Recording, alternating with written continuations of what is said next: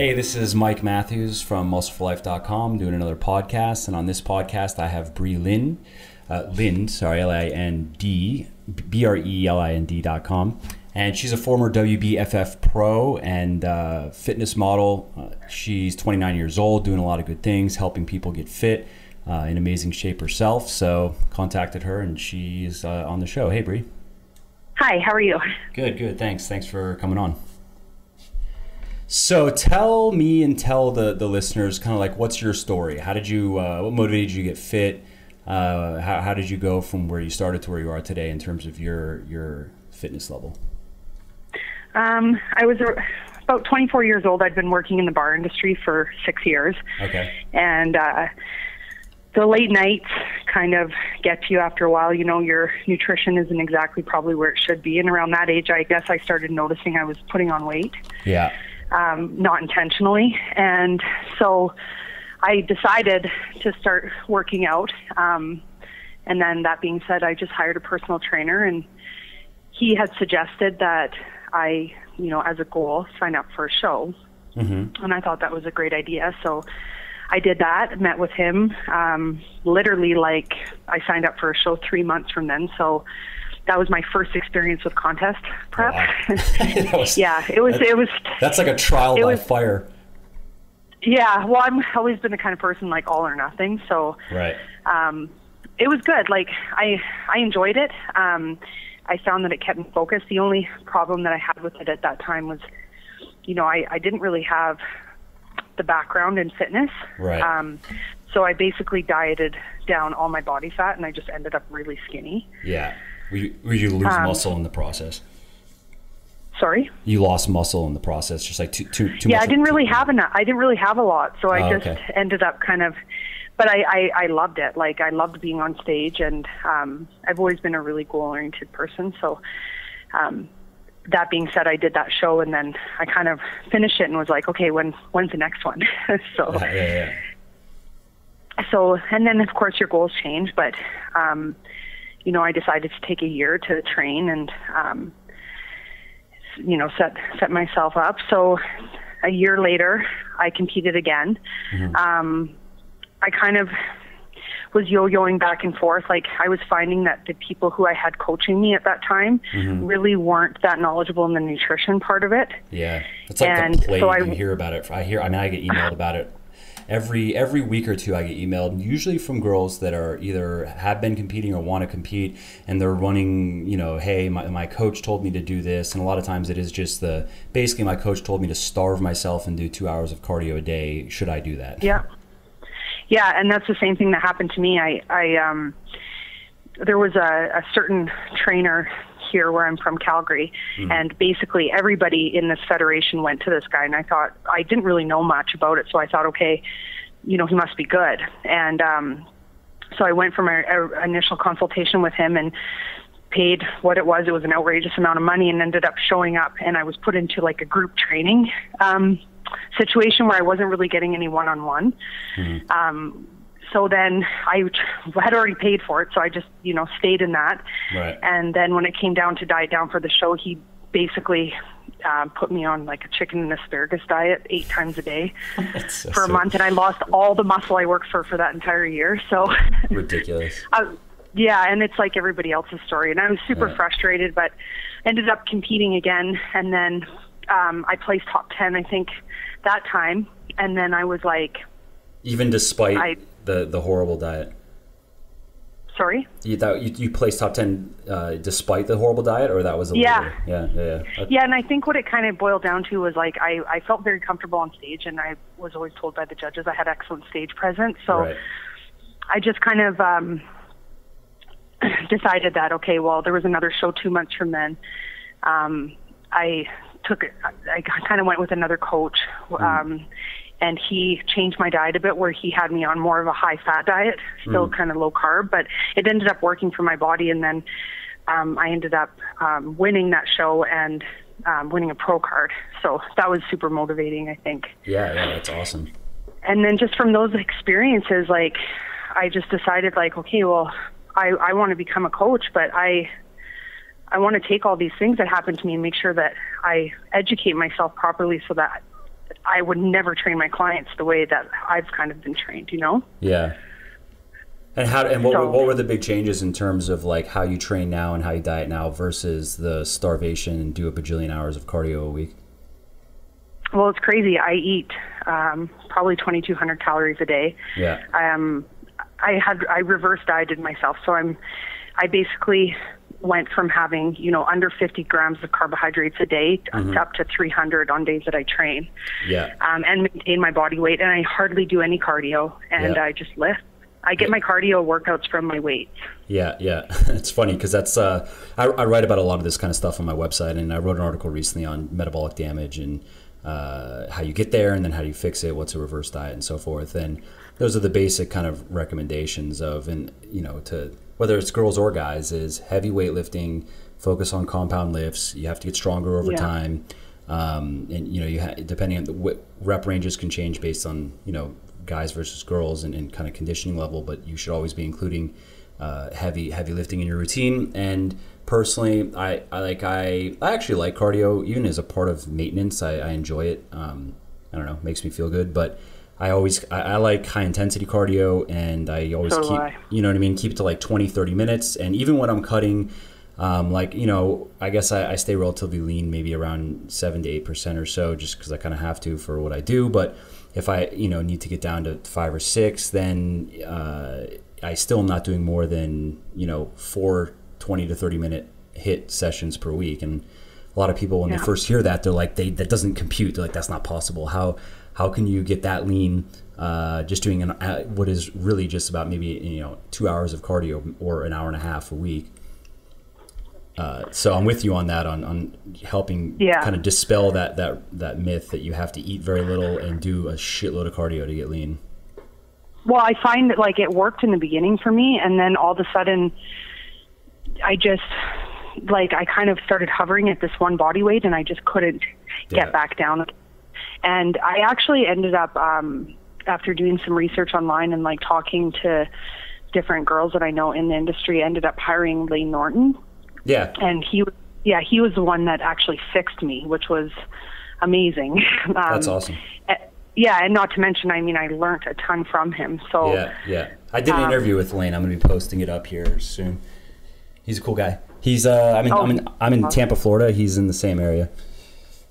Yeah, he's a great guy. Like, you know, I mean, he fixes people and he teaches them what's right. So, you know, at the end of the day, I was tired of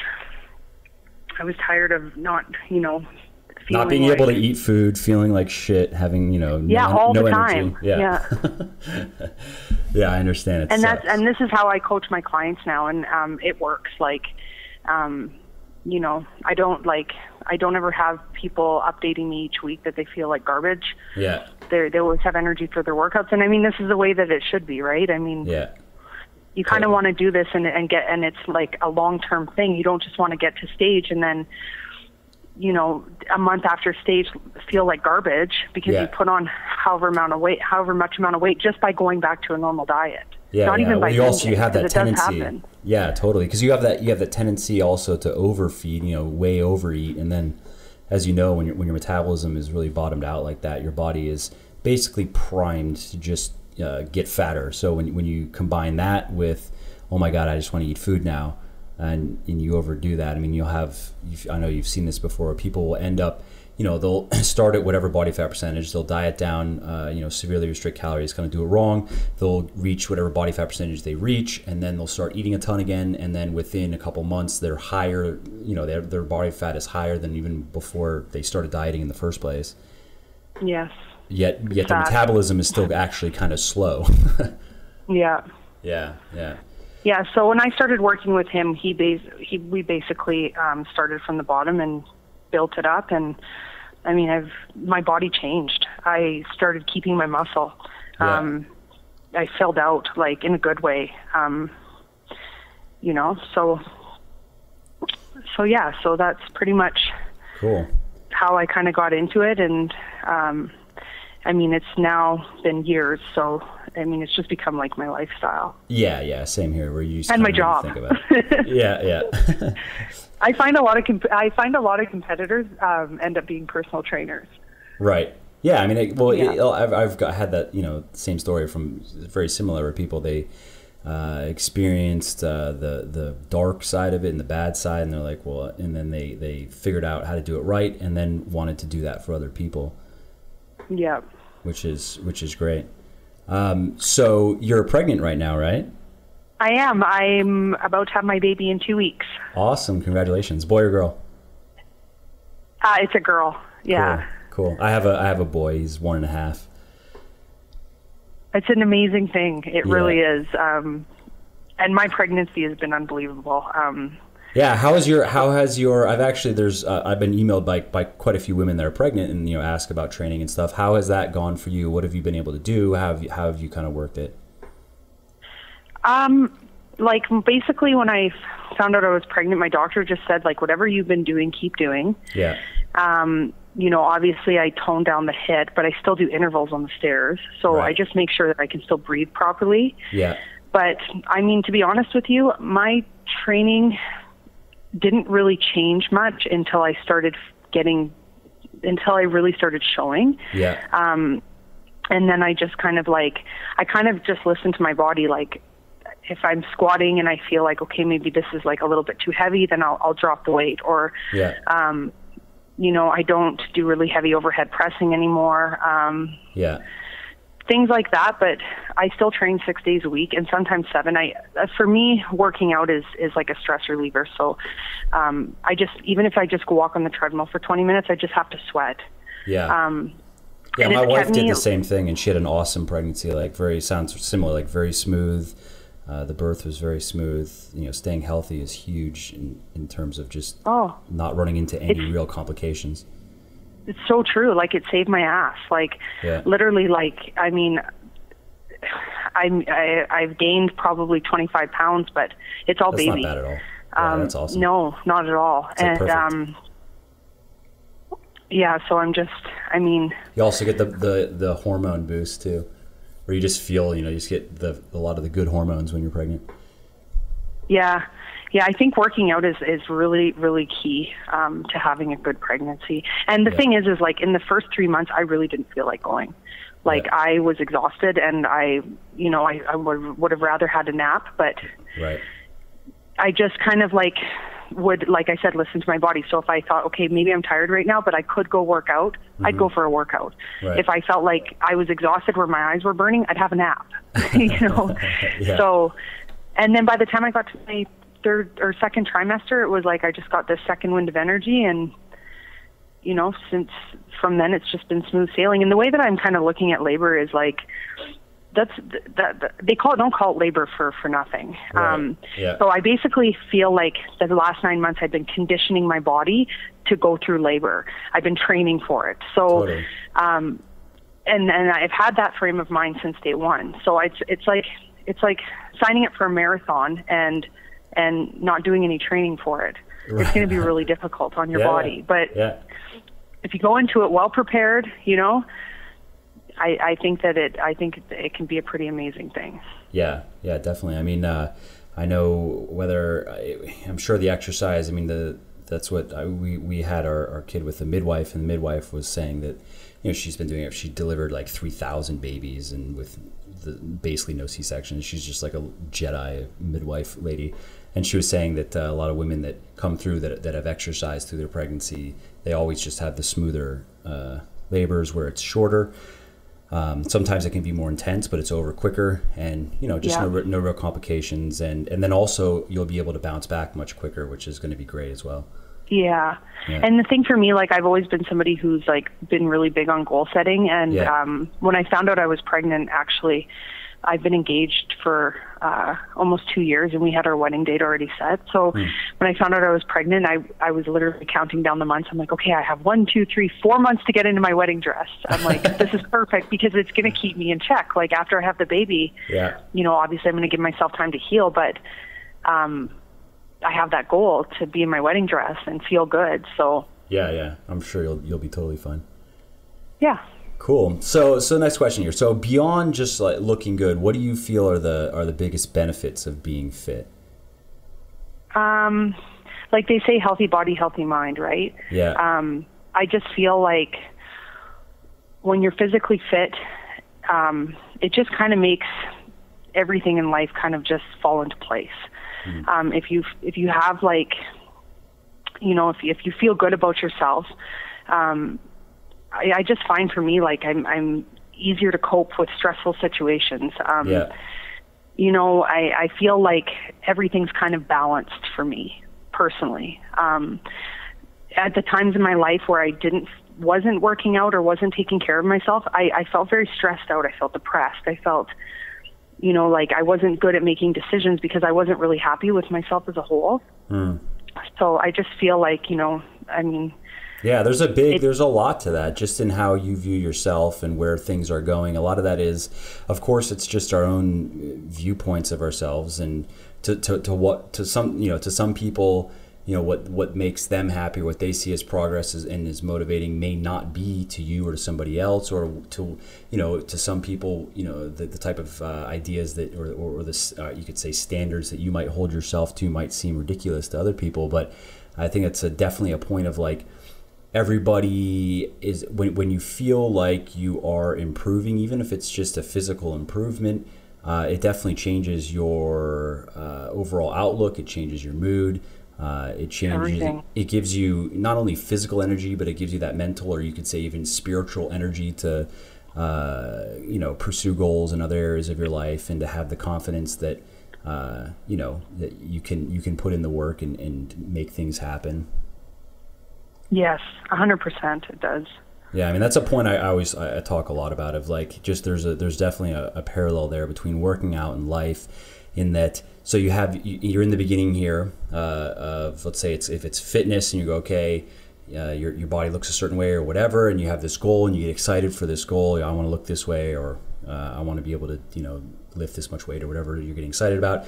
But then you have to go do that work every day, and some days are more exciting than others. Like, you know, I enjoy working out. It's an activity I just like to do, but some days I like it more than others.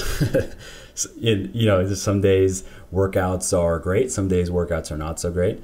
And you know, it's more good than it is bad, of course, but you still show up every day and you put in the work, and you kind of learn to enjoy the process. And I think that's a skill almost that you can learn via working out, that then when you go, if you're going to be starting a business, or like in your case, you know, where you that's what you're doing, is running your own business and you're running a career. It's a very similar thing, where you show up every day and you know the things that you have to do, and some days you're super into it, some days you're not so into it, but exactly. you just keep on doing the work. Yeah, and there's definitely, I think there's also that physical release too, where it's nice to just go move around heavy stuff and exhaust the body.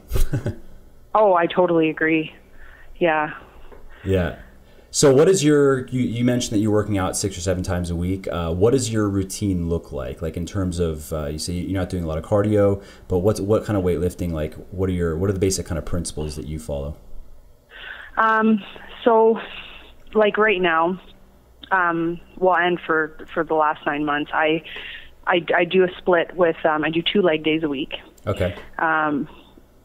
And as I said, I can't really go super heavy, but I still try to, you know, push myself to where I find it somewhat challenging. Yeah. And before your pregnancy, were you into heavy, or like what was it like then? I love squatting. Yeah. As soon as I learned how to squat properly, and I started noticing development in my glutes, I became obsessed with it. I'm not joking. I would squat 3 times a week if I could, but so basically what I do is I try to do 5 to 6 days of weights. Okay. I'll do a really high intense, lightweight, high rep workout, like 1,000 rep workout. Wow. Where I'll combine 2 body parts like legs and shoulders, or usually those workouts are an upper and a lower body.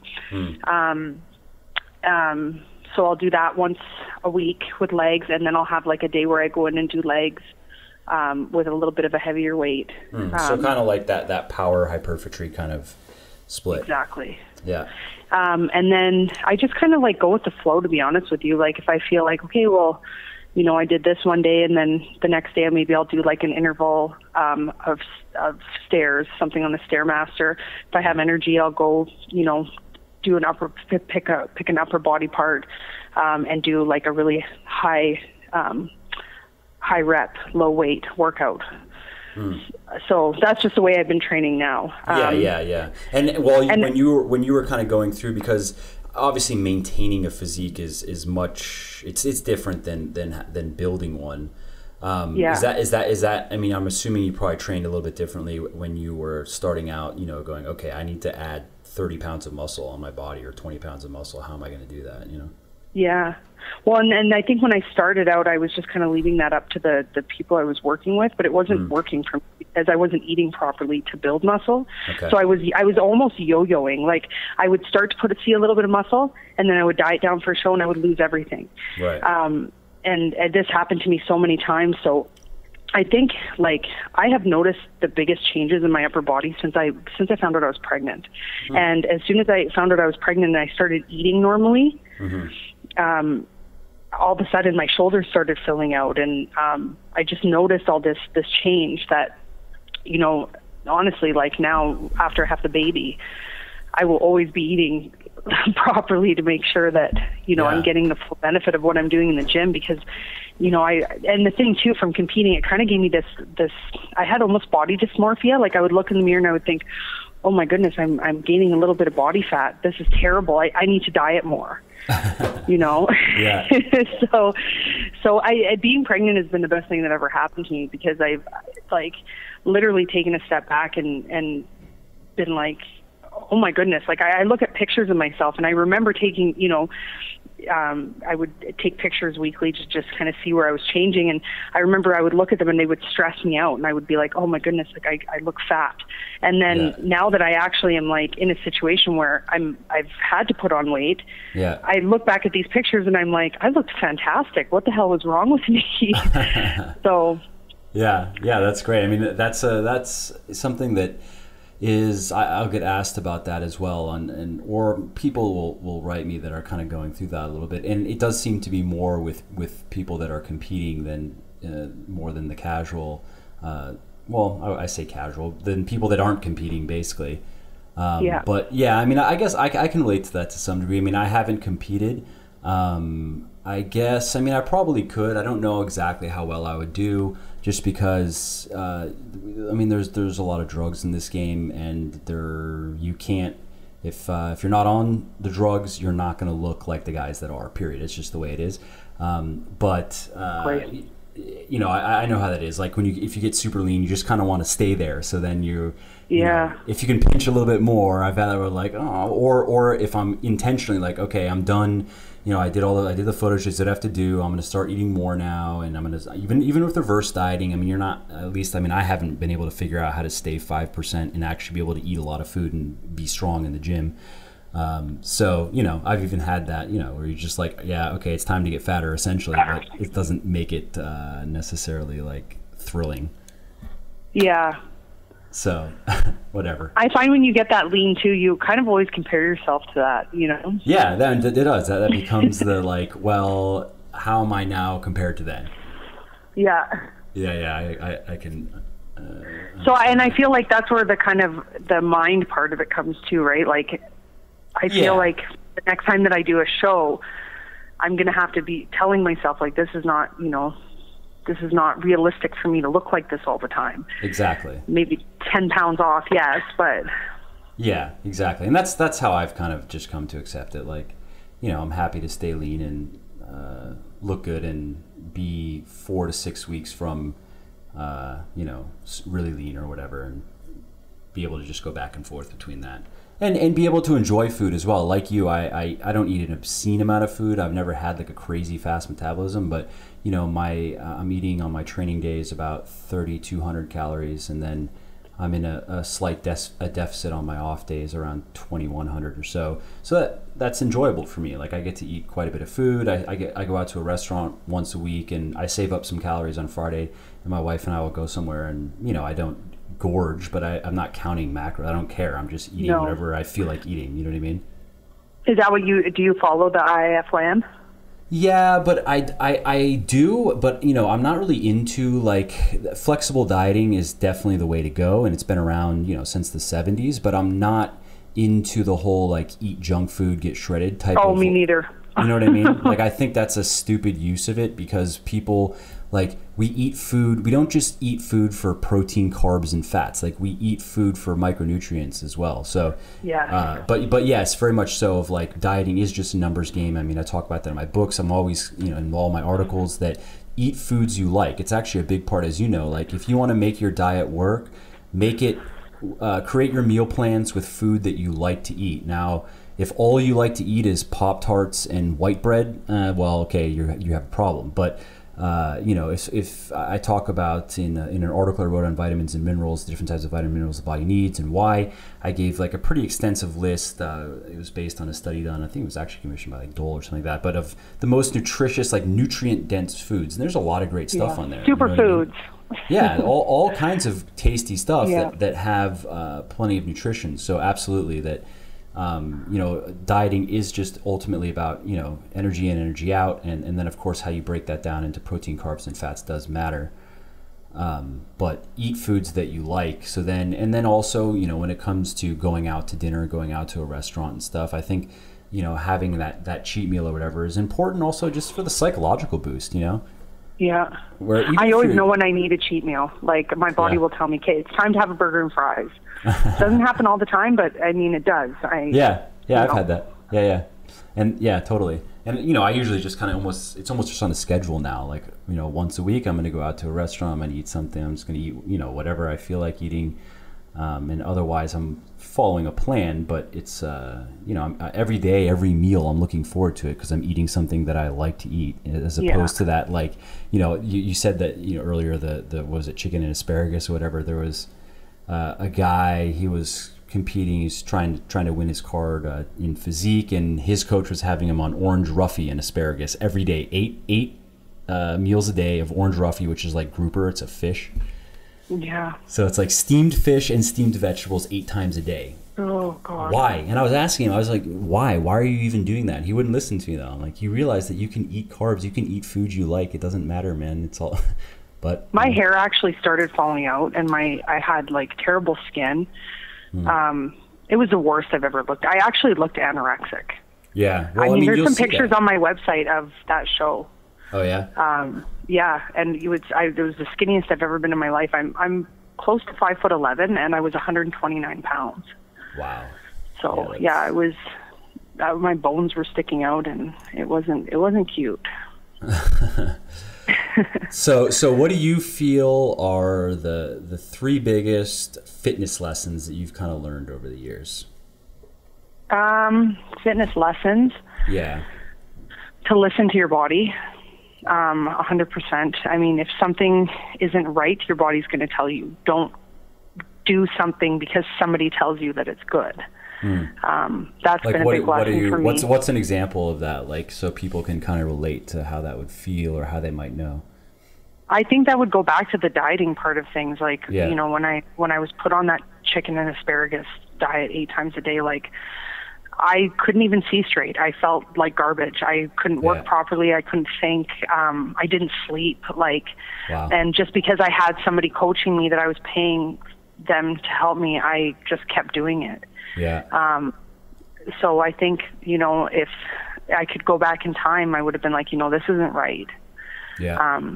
This isn't normal. And not to mention. I think generally speaking, and I think, I'm sure you would agree with this, that when you're dieting now, I mean, getting down to super lean, in my experience, the last few weeks, I wouldn't say they weren't grueling by any means, but my energy levels were lower and I was a little bit weaker in the gym. I felt fine generally. I didn't reach the point of like depression where I'm feeling all messed up.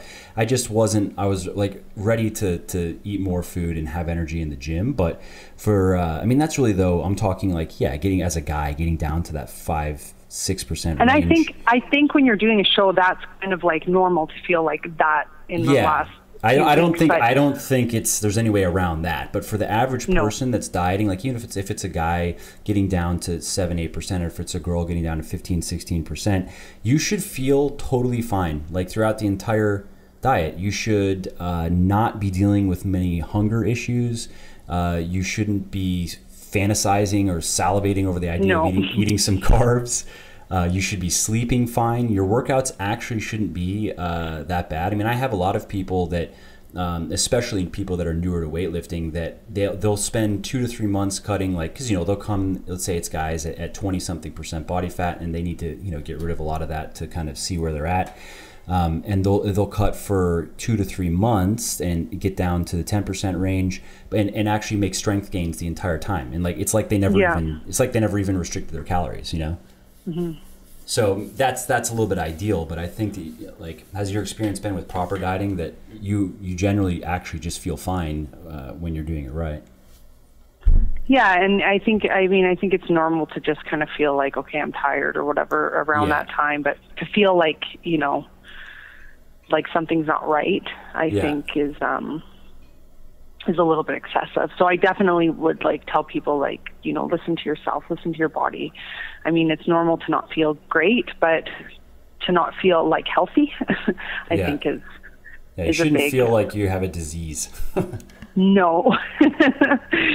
No, definitely not. And and the thing that all goes back to is, like, fat loss is totally hormonal too, right? Like, I mean, when you're dieting down like that, and I mean, you feel that bad, I mean, you're messing with some serious things.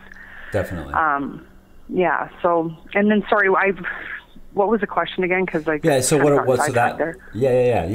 that's one big lesson. Is there another big lesson that you've kind of learned? Whether it's I would think, like for women, like, go in and lift heavy. I was kind of scared to do that in the beginning, and like this misconception most women have, like, you're going to get bulky. You absolutely will not. You know, and I mean, just mixing it up. You don't need to lift heavy 6 days a week, but definitely, like, don't be scared to get in there and push yourself a little bit. Totally. I talk about that as well, that it's just women don't have the hormones to get big and bulky. No. They just don't. And the girls that, you know, of course, many women, they immediately associate heavy weightlifting with, like, you know, the massive bodybuilder girls. And those girls, one, are on so many drugs, and two, have been lifting for a very long time as well. It's impossible to naturally have a physique anywhere, even in the vicinity of that. And the only time where weightlifting wouldn't benefit a woman, I think, is if a woman is overweight and doesn't do anything to correct that. Well, then yes, if you add muscle, it's just going to make her look a little bit bigger, more overweight. So the name of the game is to get lean, and then you know when you're at that baseline of being lean, then when you add muscle, it just adds curves. It makes girls look great. Yeah. And then I guess the third thing that I would say is, like, I mean, the advice that I would kind of give somebody that's looking to maybe do a show or something is take some time in the beginning to put some muscle on. You know, that was a mistake that I made, is I kept competing, and I kept going around in circles because I would get a little bit of muscle and then I would diet down, and you are always going to lose some when you diet down. Mm-hmm. If I could go back and in time and do things a little bit differently, I think I would have taken like 2 or 3 years, and I would have really trained hard. And just then make sure you're eating enough food and such. Exactly. Yeah. And find a good coach. Find somebody that has some credentials, and somebody that has results, has a good track record. Yeah, exactly. That has real results that they can show with their own bodies and with others. And you know, it's actually interesting you bring up that point, because that applies to people that aren't competing as well. I've run into it mostly with guys, but what'll happen is, so I had a guy recently who was he finished his first year of weightlifting. And in terms of what he was doing was great, you know, focusing on heavy weightlifting, compound weightlifting, but he had gained, I want to say, because he got DEXA scan both before and after, it was something like 15 or 16 pounds in his first year. That's not bad, but you know, he should be able to do more than that. Should be able to do between 20 and 25. And then when he was just kind of going over what he did, it turned out that he was basically, his first 6 months were in a mild calorie deficit, because he didn't want to like cut really hard. This wasn't a client, somebody that I don't really have time to do one-on-one, but I'm always like available via email, and I answer people's questions and I just help out. So I would have done something if I would have known, if he would have contacted me earlier. But basically he was like in a mild calorie deficit for, I think it was 4 to 6 months, because he didn't want to like cut too much, but he didn't want to bulk. And so what happened is he just, obviously for that time period, because you, the listener, if you're familiar with my work, you already know this, but if you're not, or you haven't read about it, it's that when your body's in a calorie deficit, its ability to synthesize protein, which is related to muscle building, of course, is just impaired. So your body's not able to build muscle effectively when you're in a calorie deficit. So my mentality with cutting is always to get it. You want it to be as quickly as possible without sacrificing muscle or health. Because you don't want to spend, that every week that you spend in a calorie deficit, you're more or less not going to build muscle unless you're brand new to weightlifting. So you're going backwards.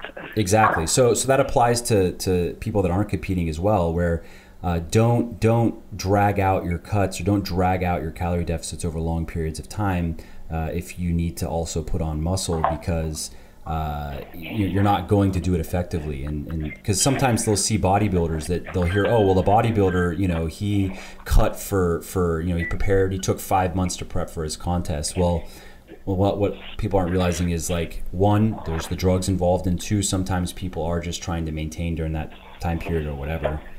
Yeah, that's good. So now, what are your plans from here? Like, what are your future fitness goals and goals for your business and so forth? Well, I can have my baby. Yeah. And then I'm going to get married. Yeah. And then I'm thinking, I would like to do another show. Probably I'm going to do the Alberta Bodybuilding Association show in July 2015. It's a provincials, so it's a second tier. So I'm just going to go with the flow. Like, for me, I guess the most important thing right now is just is making sure that my daughter is happy and healthy. And, once she's born, and if it's in the cards for me, I absolutely want to compete again. And if I have to take a few years, then, I will. But at the moment, I'm just kind of training girls for their shows, and, that's it for now. Cool. But I definitely do want to. You work with people just competing, or do you also work with other people, or people that don't compete? I have a ton of different clients, all different walks of life. Cool. But yes, I do. I think I have like 10 girls doing shows this year. Oh wow, that's awesome. Yeah. So I do. I mean, I like it, and I have clients that are moms, and they're I'm gonna send women your way. Then when I get, because I'll get women that will ask, pregnant, they're pregnant, and ask what exactly should they be doing with weightlifting. And honestly, I'm not even sure. So I tell them, like, it's not really my specialty. My wife, when she was pregnant, she worked with someone that's one of the things this person specialized in, was which exercises to stay away from, which exercises to do, and just kind of help her out. So now I think that's something that I would love to, like, kind of touch on, is helping pregnant women, even with just nutrition. And that's a big side too. Yeah, because I mean, I've been able to maintain my physique through this entire month, and I think once you live it, it's much easier to give people advice, right? Yeah, definitely. Yeah, I've always just kind of like said, I can't say for sure. I'm sorry, it's not. All I know is what my wife did, but I don't even know I don't know all the details, because I was at work and she was doing her thing, and it wasn't necessarily like the topic of the day of like what kind of workout she did. You know what I mean? Yeah. Yeah. Well, cool. So people can find you at BreeLind.com, right? Yeah. And then from there on Facebook as well. Yeah, exactly. I have an Instagram account. It's my fiance's last name. It's LILB Hunter. And I have Twitter too, and I think that one is Little B Hunter too, so LILB Hunter. Okay, great. Yeah. Cool. So is there anything else you'd like to share with the listeners before we wrap up? No, I think we covered everything, but it's been nice to talk about this stuff, Yeah, totally. Yeah, thanks for coming on. And I'm gonna when I have pregnant women coming my way, I'm going to send them your way. Thank you so much.